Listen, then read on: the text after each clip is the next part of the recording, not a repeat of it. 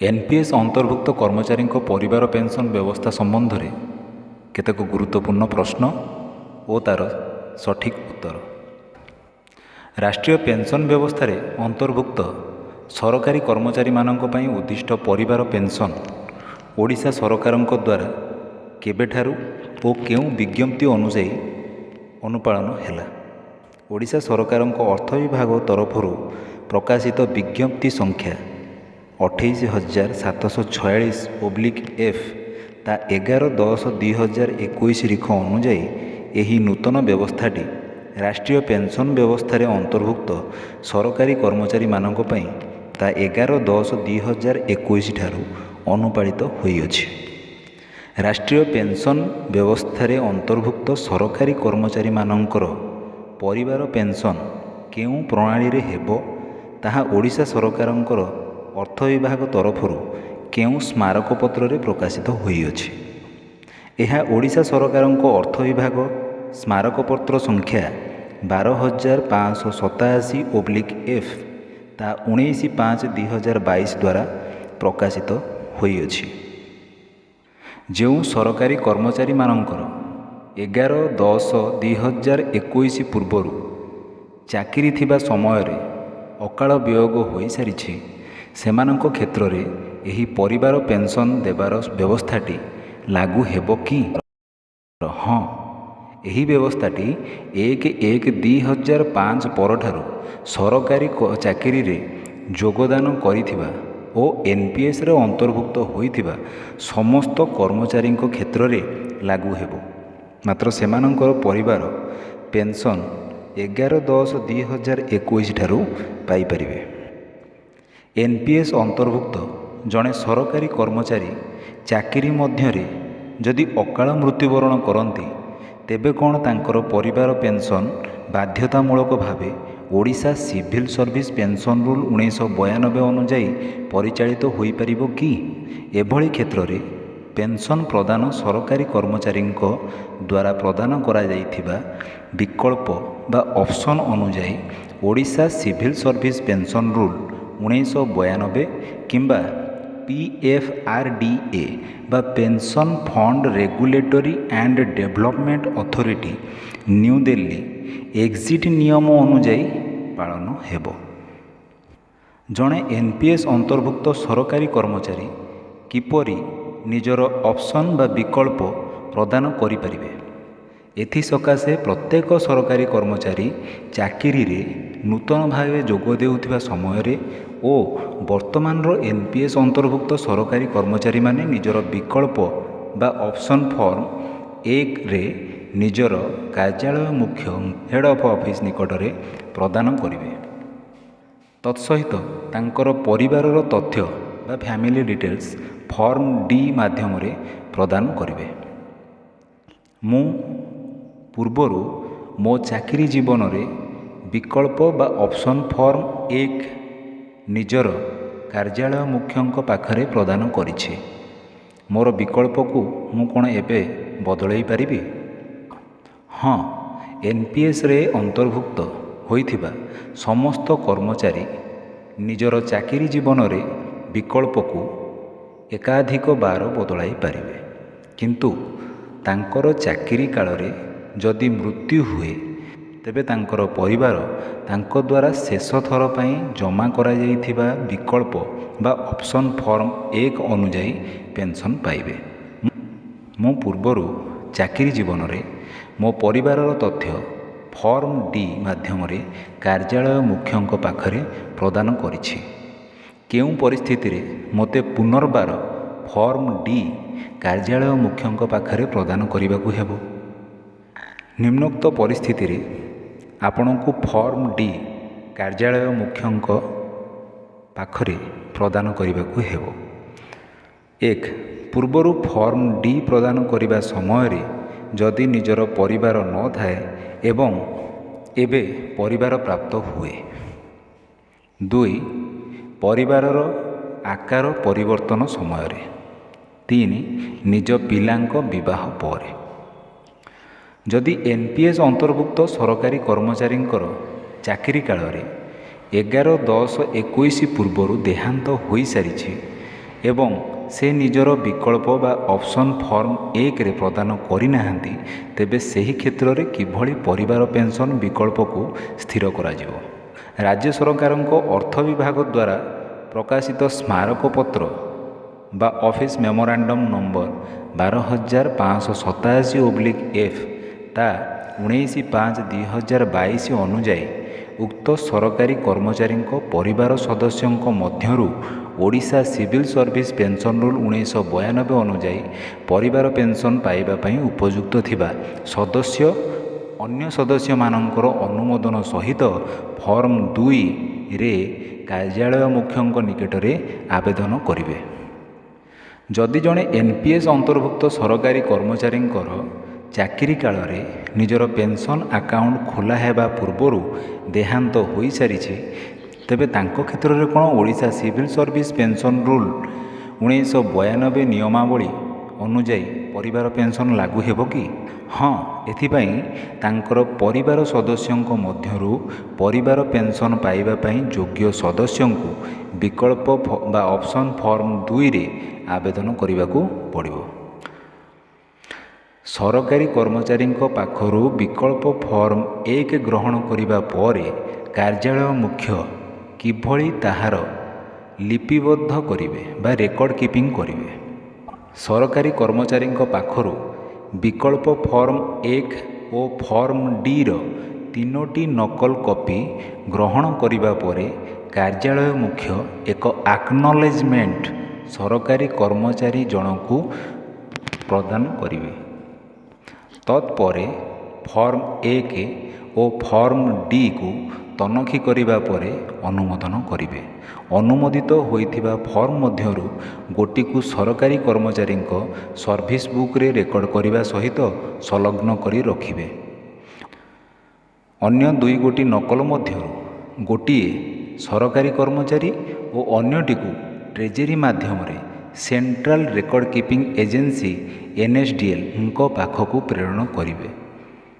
Form 1 ଓ form D ପ୍ରଦାନ କରିବା ପାଇଁ କିଛି ଅନଲାଇନ୍ ବ୍ୟବସ୍ଥା ଅଛି କି? ବର୍ତ୍ତମାନ ପାଇଁ ଏହାର କୌଣସି ଅନଲାଇନ୍ ବ୍ୟବସ୍ଥା ନାହିଁ, କିନ୍ତୁ HRMS ମାଧ୍ୟମରେ ଏହାର ଅନଲାଇନ୍ ପ୍ରଦାନ ପାଇଁ ଆବଶ୍ୟକ ପଦକ୍ଷେପ ନିଆଯାଉଅଛି। ଯଦି ସରକାରୀ କର୍ମଚାରୀଙ୍କ ପ୍ରଦତ୍ତ ଫର୍ମ 1 ତାଙ୍କ ପରିବାର ପେନ୍ସନ୍ ସ୍ଥିତୀକରଣ ସମୟରେ ଦପ୍ତରରେ ଉପଲବ୍ଧ ନ ହୁଏ, ତେବେ କିପରି ତାହାର ସମାଧାନ କରାଯିବ?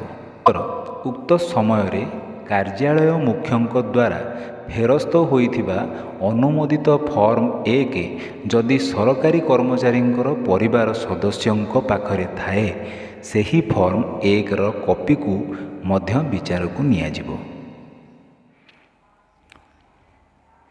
ମୋର ସ୍ୱାମୀ ଜଣେ NPS ଅନ୍ତର୍ଭୁକ୍ତ ସରକାରୀ କର୍ମଚାରୀ ଥିଲେ ଓ ଚାକିରିରେ ଥିବା ସମୟରେ ତାଙ୍କର ଦେହାନ୍ତ ହୋଇସାରିଛି। ସେ ନିଜର ବିକଳ୍ପ ଫର୍ମ 1 କାର୍ଯ୍ୟାଳୟ ମୁଖ୍ୟଙ୍କୁ ପ୍ରଦାନ କରିନଥିଲେ।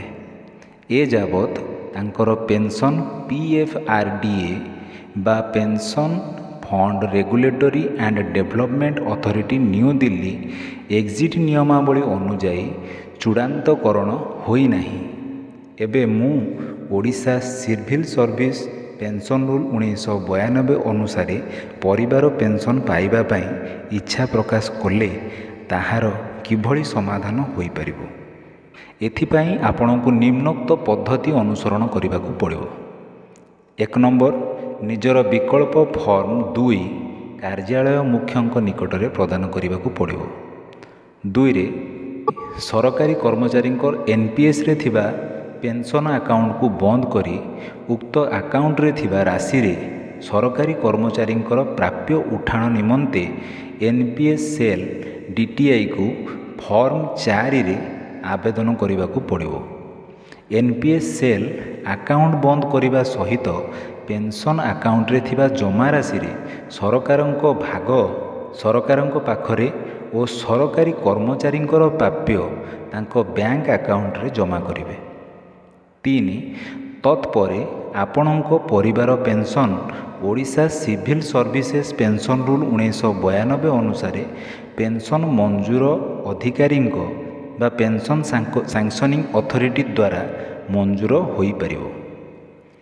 ମୋର ସ୍ୱାମୀ ଜଣେ NPS ଅନ୍ତର୍ଭୁକ୍ତ ସରକାରୀ କର୍ମଚାରୀ ଥିଲେ ଓ ଚାକିରିରେ ଥିବା ସମୟରେ ତାଙ୍କର ଦେହାନ୍ତ ହୋଇସାରିଛି। ସେ ନିଜର ବିକଳ୍ପ ଫର୍ମ 1 କାର୍ଯ୍ୟାଳୟ ମୁଖ୍ୟଙ୍କୁ ପ୍ରଦାନ କରିନଥିଲେ। ତାଙ୍କର ପେନ୍ସନ୍ PFRDA ବା pension fund regulatory development authority new Delhi exit ନିୟମାବଳୀ ଅନୁଯାୟୀ ଚୂଡ଼ାନ୍ତକରଣ ହୋଇସାରିଛି। ଏବେ ମୁଁ Odisha civil services pension rule 1992 ଅନୁସାରେ ପରିବାର ପେନ୍ସନ୍ ପାଇବା ପାଇଁ ଇଚ୍ଛା ପ୍ରକାଶ କଲେ ତାହାର କିଭଳି ସମାଧାନ ହେବ? ଏଥିପାଇଁ ଆପଣଙ୍କୁ ନିମ୍ନୋକ୍ତ ପଦ୍ଧତି ଅନୁସରଣ କରିବାକୁ ପଡ଼ିବ। 1 ନମ୍ବର, ନିଜର ବିକଳ୍ପ ଫର୍ମ 2 କାର୍ଯ୍ୟାଳୟ ମୁଖ୍ୟଙ୍କ ନିକଟରେ ପ୍ରଦାନ କରିବାକୁ ପଡ଼ିବ। 2ରେ PFRDA ସରକାରଙ୍କ ଭାଗ ସ୍ଥିରୀକରଣ ପରେ ସରକାରଙ୍କ ପାଖରେ ଜମା କରିବାକୁ ପଡ଼ିବ। ତତ୍ପରେ ଆପଣଙ୍କର ପରିବାର pension Odisha civil service pension rule 1992 ଅନୁସାରେ ପେନ୍ସନ୍ ମଞ୍ଜୁର ଅଧିକାରୀଙ୍କ ଦ୍ୱାରା 11/10/2021 ଠାରୁ ମଞ୍ଜୁର ହୋଇପାରିବ। ମୋର ସ୍ୱାମୀ ଜଣେ NPSରେ ଅନ୍ତର୍ଭୁକ୍ତ ସରକାରୀ କର୍ମଚାରୀ ଥିଲେ ଓ ଚାକିରିରେ ଥିବା ସମୟରେ ତାଙ୍କର ଦେହାନ୍ତ ହୋଇସାରିଛି। ସେ ନିଜର ବିକଳ୍ପ ଫର୍ମ 1ରେ ପ୍ରଦାନ କରିନଥିଲେ। ତାଙ୍କର ପେନ୍ସନ୍ ମହାଲେଖାକାର ଅଧିକାରୀ ଓଡ଼ିଶା ବା AGA&E ଓଡ଼ିଶା, ଲେଖା ନିୟମକ ବା କଣ୍ଟ୍ରୋଲ ଅଫ୍ ଆକାଉଣ୍ଟସ୍ ଓଡ଼ିଶାଙ୍କ ଦ୍ୱାରା ଚୂଡ଼ାନ୍ତକରଣ ହୋଇସାରିଛି। ଏବେ ମୁଁ Odisha civil service pension rule 1992 ଅନୁସାରେ ପରିବାର ପେନ୍ସନ୍ ପାଇବା ପାଇଁ ଇଚ୍ଛା ପ୍ରକାଶ କଲେ ତାହା କିଭଳି ସମାଧାନ ହେବ? ଏଥିପାଇଁ ଆପଣଙ୍କୁ ନିମ୍ନୋକ୍ତ ପଦ୍ଧତି ଅନୁସରଣ କରିବାକୁ ପଡ଼ିବ। ନିଜର ବିକଳ୍ପ ଫର୍ମ 2 କାର୍ଯ୍ୟାଳୟ ମୁଖ୍ୟଙ୍କ ନିକଟରେ ପ୍ରଦାନ କରିବାକୁ ପଡ଼ିବ।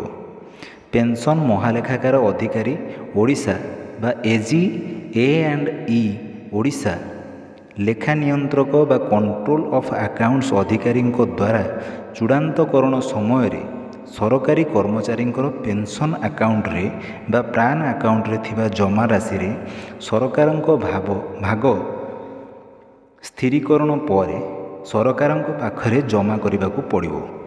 ତତ୍ପରେ ଆପଣଙ୍କର ପରିବାର pension Odisha civil services pension rule 1992 ଅନୁସାରେ ପେନ୍ସନ୍ ମଞ୍ଜୁର ଅଧିକାରୀଙ୍କ ବା ପେନ୍ସନ୍ ସାଂସନିଂ ଅଥରିଟି ଦ୍ୱାରା 11/10/2021 ଠାରୁ ମଞ୍ଜୁର ହୋଇପାରିବ। ମୋର ସ୍ୱାମୀ ଜଣେ NPSରେ ଅନ୍ତର୍ଭୁକ୍ତ ସରକାରୀ କର୍ମଚାରୀ ଥିଲେ ଓ ସରକାରୀ ଚାକିରିରେ ଥିବା ସମୟରେ ତାଙ୍କର ଦେହାନ୍ତ ହୋଇସାରିଛି। ସେ ନିଜର ବିକଳ୍ପ ଫର୍ମ 1ରେ ପ୍ରଦାନ କରିନଥିଲେ। ଏବେ ମୁଁ Odisha civil services pension rule 1992 ଅନୁସାରେ ପରିବାର ପେନ୍ସନ୍ ପାଇବା ପାଇଁ ବିକଳ୍ପ ଫର୍ମ 2 ପ୍ରଦାନ କରିବା ସମୟରେ କେଉଁ କେଉଁ ଡକୁମେଣ୍ଟ ସଂଲଗ୍ନ କରିବାକୁ ପଡ଼ିବ? ଏଥିପାଇଁ ଆପଣଙ୍କୁ ନିମ୍ନୋକ୍ତ ପଦ୍ଧତି ଅନୁସରଣ କରିବାକୁ ପଡ଼ିବ। ନିଜର ବିକଳ୍ପ ଫର୍ମ 2 କାର୍ଯ୍ୟାଳୟ ମୁଖ୍ୟଙ୍କ ନିକଟରେ ପ୍ରଦାନ କରିବାକୁ ପଡ଼ିବ। ପେନ୍ସନ୍ ମହାଲେଖାକାର ଅଧିକାରୀ ଓଡ଼ିଶା ବା AGA&E ଓଡ଼ିଶା, ଲେଖା ନିୟନ୍ତ୍ରକ ବା କଣ୍ଟ୍ରୋଲ ଅଫ୍ ଆକାଉଣ୍ଟ ଓଡ଼ିଶାଙ୍କ ଦ୍ୱାରା ଚୂଡ଼ାନ୍ତକରଣ ସମୟରେ ସରକାରୀ କର୍ମଚାରୀଙ୍କର ପେନ୍ସନ୍ ଆକାଉଣ୍ଟରେ ବା ପ୍ରାନ୍ ଆକାଉଣ୍ଟରେ ଥିବା ଜମା ରାଶିରେ ସରକାରଙ୍କର ଭାଗ ସ୍ଥିରୀକରଣ ପରେ ସରକାରଙ୍କ ପାଖରେ ଜମା କରିବାକୁ ପଡ଼ିବ। ତତ୍ପରେ ଆପଣଙ୍କର ପରିବାର pension Odisha civil services pension rule 1992 ଅନୁସାରେ ପେନ୍ସନ୍ ମଞ୍ଜୁର ଅଧିକାରୀଙ୍କର ବା ପେନ୍ସନ୍ ସାଂସନିଂ ଅଥରିଟିଙ୍କ ଦ୍ୱାରା 11/10/2021 ଠାରୁ ମଞ୍ଜୁର ହୋଇପାରିବ। ଯଦି ଜଣେ NPSରେ ଅନ୍ତର୍ଭୁକ୍ତ ସରକାରୀ କର୍ମଚାରୀଙ୍କର ମୃତ୍ୟୁ 15/5/2019ରେ ହୋଇଥାଏ ଓ ତାଙ୍କର ସ୍ତ୍ରୀ ବର୍ତ୍ତମାନ Odisha civil services pension rule 1992 ଅନୁଯାୟୀ ପରିବାର ପେନ୍ସନ୍ ନେବାକୁ ଇଚ୍ଛା ପ୍ରକାଶ କରନ୍ତି, ତେବେ ତାଙ୍କୁ କେଉଁ ଦିନଠାରୁ ପେନ୍ସନ୍ ମିଳିବ? ତାଙ୍କର ମୃତ୍ୟୁ 15/5/2019ରେ ହୋଇଥିଲେ ମଧ୍ୟ ତାଙ୍କୁ ପରିବାର ପେନ୍ସନ୍ 11/10/2021 ଠାରୁ ମିଳିବ। ଜଣେ NPS ଅନ୍ତର୍ଭୁକ୍ତ ସରକାରୀ କର୍ମଚାରୀଙ୍କର ଚାକିରିକାଳୀନ ମୃତ୍ୟୁ ପରେ ତାଙ୍କର PFRDA ରେଗୁଲେସନ୍ 2015 ଜରିଆରେ ଏକ୍ଜିଟ୍ ବା ୱିଡ୍ରାଲ୍ ସମ୍ପୂର୍ଣ୍ଣ ହୋଇଛି। ବର୍ତ୍ତମାନ ତାଙ୍କ ସ୍ତ୍ରୀ ମନ୍ଥଲି ଆନ୍ୟୁଇଟି ପେନ୍ସନ୍ ଆକାରରେ ପାଉଛନ୍ତି। ଯଦି ସେ ବର୍ତ୍ତମାନ Odisha civil services pension rule 1992 ଅନୁଯାୟୀ ପରିବାର ପେନ୍ସନ୍ ନେବାକୁ ସ୍ଥିର କରନ୍ତି, ତେବେ ତାଙ୍କର ଆନ୍ୟୁଇଟିଜେସନ୍ ରାଶି କ'ଣ ହେବ ଓ ସେ କ'ଣ ତାଙ୍କର ମନ୍ଥଲି ଆନ୍ୟୁଇଟି ପେନ୍ସନ୍ ଆକାରରେ ପାଇପାରିବେ? ହଁ, ସେ ତାଙ୍କର ଆନ୍ୟୁଇଟି ପୂର୍ବ ଭଳି ପେନ୍ସନ୍ ଆକାରରେ ପାଇବେ ଓ ତାଙ୍କ ଦ୍ୱାରା ପୂର୍ବ ସ୍ଥିରୀକୃତ ଓ ଆନ୍ୟୁଇଟି ପ୍ରଦାନକାରୀ ସଂସ୍ଥା ବା ଏଏସ୍ପି ସହିତ ପୂର୍ବ ଚୁକ୍ତି ଅନୁଯାୟୀ କାର୍ଯ୍ୟକାରୀ ହେବ। ପରିବାର ପେନ୍ସନ୍ ପାଇଁ ଆବେଦନ କିଭଳି କରାଯିବ? Odisha civil services pension rule 1992 ଅନୁଯାୟୀ ପରିବାର ପେନ୍ସନ୍ ପାଇବା ପାଇଁ IFMS ଓଡ଼ିଶା ପେନ୍ସନ୍ ପୋର୍ଟାଲରେ https://www.odishatreasury.gov.in/pension portal ଅନଲାଇନ୍ ମାଧ୍ୟମରେ ଆବେଦନ କରିବାକୁ ପଡ଼ିବ। ଯଦି ଆବେଦକ ବା ଆବେଦିକା ଅନଲାଇନ୍ ମାଧ୍ୟମରେ ଆବେଦନ କରିବାକୁ ଅସମର୍ଥ, ତେବେ ସେ ତାଙ୍କର ଦରଖାସ୍ତ କାର୍ଯ୍ୟାଳୟ ମୁଖ୍ୟଙ୍କ ନିକଟରେ ମଧ୍ୟ ପ୍ରଦାନ କରିପାରିବେ। Odisha civil services pension rule 1992 ଅନୁଯାୟୀ ପରିବାର ପେନ୍ସନ୍ ପାଇବା ପାଇଁ ମୁଁ IFMS ଓଡ଼ିଶା ପେନ୍ସନ୍ ପୋର୍ଟାଲରେ ଆବେଦନ କରିବା ସମୟରେ ଯଦି କିଛି ଅସୁବିଧା ହୁଏ, ତେବେ କାହାର ସହାୟତା ନେବି? ଏଥିସକାଶେ ଆପଣ ନିକଟସ୍ଥ କୋଷାଗାର ଅଧିକାରୀଙ୍କୁ ଦେଖା କରି ସେହିଠାରେ ଥିବା ହେଲ୍ପ ଡେସ୍କର ସହାୟତା ନେଇପାରନ୍ତି। ଏତଦ୍‌ବ୍ୟତୀତ ଅନଲାଇନ୍ ମାଧ୍ୟମରେ ସହାୟତା ପାଇଁ IFMSର ଟୋଲ୍ ଫ୍ରି ନମ୍ବର 180034567339ରେ ଯୋଗାଯୋଗ କରିପାରନ୍ତି। ଯଦି ଆଗରୁ କର୍ମଚାରୀ ବିକଳ୍ପ ଦେଇନଥାନ୍ତି ଓ ତାଙ୍କର ୱିଡ୍ରାଲ୍ ପ୍ରକ୍ରିୟା ସମ୍ପୂର୍ଣ୍ଣ ହୋଇସାରିଥାଏ, ତେବେ Odisha civil services pension rule 1992 ଅନୁଯାୟୀ ପରିବାର ପେନ୍ସନ୍ ପାଇଁ ଆବେଦନ ସମୟରେ କେଉଁ କେଉଁ ଡକୁମେଣ୍ଟ ସଂଲଗ୍ନ କରିବାକୁ ପଡ଼ିବ? Odisha civil services pension rule 1992 ଅନୁଯାୟୀ ପରିବାର ପେନ୍ସନ୍ ମଞ୍ଜୁର ପାଇଁ ଦରକାର ହେଉଥିବା ସମସ୍ତ ଡକୁମେଣ୍ଟ ସଂଲଗ୍ନ କରିବା ସହ ନିମ୍ନୋକ୍ତ ଡକୁମେଣ୍ଟ ମଧ୍ୟ ସଂଲଗ୍ନ କରିବାକୁ ହେବ। 1ରେ ବିକଳ୍ପ ଫର୍ମ ନମ୍ବର 2ରେ ପରିବାରର ଅନ୍ୟ ସମସ୍ତ ସଦସ୍ୟମାନଙ୍କର ସହମତିର ଆଫିଡେଭିଟ୍। 3 ଆଇନଗତ ଉତ୍ତରାଧିକାରୀ ପ୍ରମାଣପତ୍ର ବା ଲିଗାଲ୍ ହେୟାର ସାର୍ଟିଫିକେଟ୍। 4 ବ୍ୟାଙ୍କ ଜମା ଖାତା ସମ୍ବନ୍ଧୀୟ ତଥ୍ୟ ବା ବ୍ୟାଙ୍କ ଡିଟେଲ୍ସ। 5 ନିଜର ପରିଚୟ ପତ୍ର ଓ ଠିକଣା। 6 ମୃତ୍ୟୁ ପ୍ରମାଣପତ୍ର ବା ଡେଥ୍ ସାର୍ଟିଫିକେଟ୍। 7 form number 3। ବର୍ତ୍ତମାନ କାର୍ଯ୍ୟରତ ଜଣେ NPSରେ ଅନ୍ତର୍ଭୁକ୍ତ ସରକାରୀ କର୍ମଚାରୀ ଯଦି ତାଙ୍କର ବିକଳ୍ପ ଫର୍ମ ପ୍ରଦାନ ନ କରନ୍ତି, ଭବିଷ୍ୟତରେ ଯଦି ତାଙ୍କର ଚାକିରି ଜୀବନରେ ମୃତ୍ୟୁ ହୁଏ, ତେବେ ତାଙ୍କର ପରିବାରକୁ କିଭଳି ପେନ୍ସନ୍ ମିଳିବ? ତା 11/10/21 ଠାରୁ 3 ବର୍ଷ ମଧ୍ୟରେ ଯଦି ତାଙ୍କର ମୃତ୍ୟୁ ହୁଏ, ତେବେ ତାଙ୍କର ପରିବାର ସ୍ତ୍ରୀ ଅବା ସ୍ୱାମୀ ବିକଳ୍ପ ଫର୍ମ 2ରେ ପରିବାର ପେନ୍ସନ୍ ପାଇଁ ଆବେଦନ କରିପାରିବେ। ମାତ୍ର 11/10/2021 ଠାରୁ 3 ବର୍ଷ ପରେ ଯଦି ସରକାରୀ କର୍ମଚାରୀଙ୍କର ନିଜର ବିକଳ୍ପ ଫର୍ମ ପ୍ରଦାନ କରିନଥାନ୍ତି, ତେବେ ସେହି କ୍ଷେତ୍ରରେ ତାଙ୍କର ପେନ୍ସନ୍ PFRDA ଏକ୍ଜିଟ୍ ରେଗୁଲେସନ୍ 2015 ଦ୍ୱାରା ସ୍ଥିରୀକୃତ ହେବ।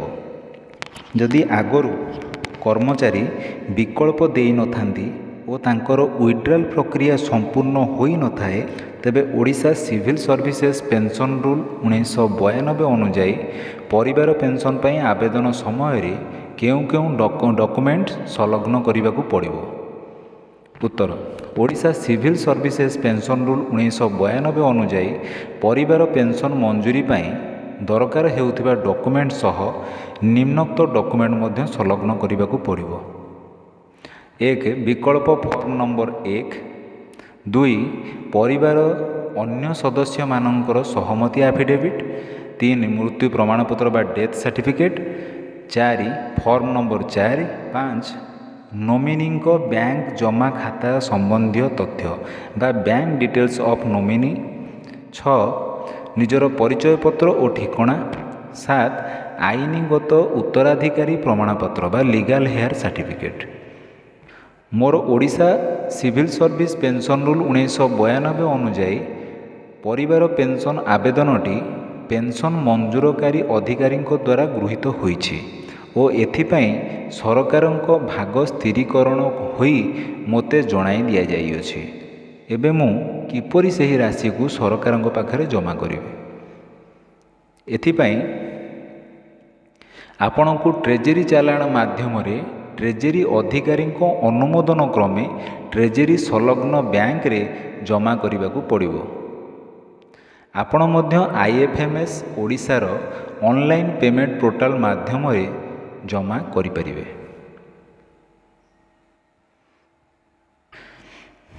ଜଣେ NPS ଅନ୍ତର୍ଭୁକ୍ତ ସରକାରୀ କର୍ମଚାରୀ ନିଜ ଚାକିରି ସମୟରେ ଅପସନ୍ ଫର୍ମ 1ରେ ତାଙ୍କ ଚାକିରିରେ କାର୍ଯ୍ୟରତ ସମୟରେ ଦେହାନ୍ତ ହେଲେ ପରିବାର pension Odisha civil services pension rule 1992 ଅନୁଯାୟୀ ପାଳନ ହେବା ପାଇଁ ଦର୍ଶାଇଥିଲେ।